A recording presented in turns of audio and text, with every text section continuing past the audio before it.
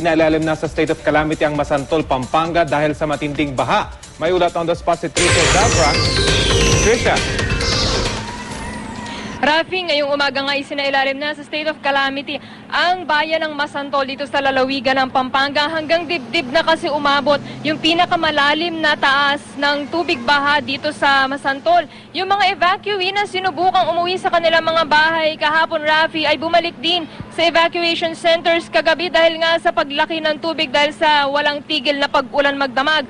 At ayon sa alkalde ng lungsod na si Peter Flores, halos lahat ng 26 na barangay dito sa Masantol ay lubog na sa baha. Sa buong Masantol din daw hindi bababa, Rafi, sa 150 na pamilya ang apektado.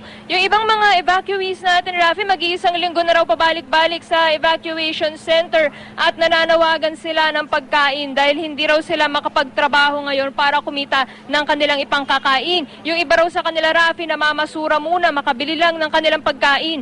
Kailangan din daw nila ng malinis na tubig, banig, kumot at kulambo na proteksyon naman sa lamok para sa mga bata.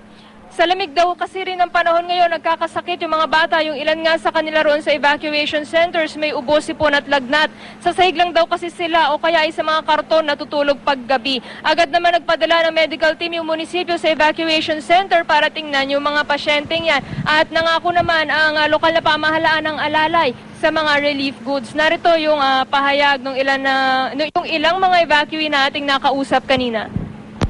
Kung ano pong kayang ibigay po nila, pagdadamutan lang na namin. Yun lang pong inaano lang namin.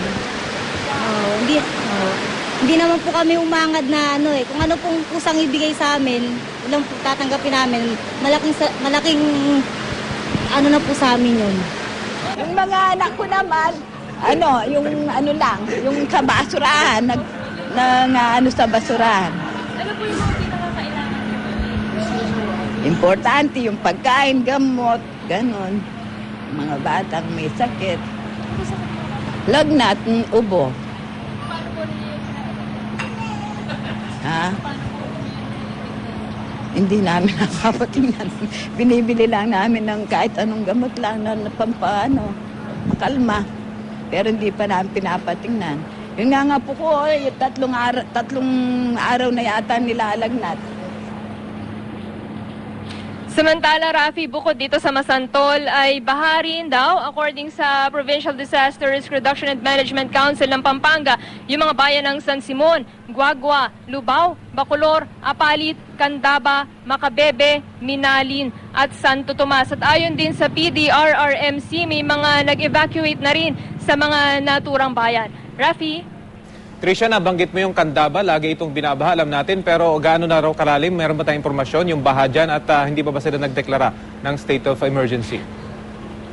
As of 4 a.m., Rafi, sabi ng PDRRMC, umabot na raw sa 4 feet o 4 na talampakan yung lalim ng baha sa Candaba. Yung huling tawag natin sa PDRRMC around 11 a.m. this morning ay wala pa rin daw deklarasyon ng state of calamity dyan sa bayan na yan. Ipa-follow up natin yan, Rafi, pagkatapos nito. At Trisha, kumusta yung baha dyan? Tumataas pa rin ba sa obserbasyon mo o yung sa ulat mismo ng lokal na otoridad dyan?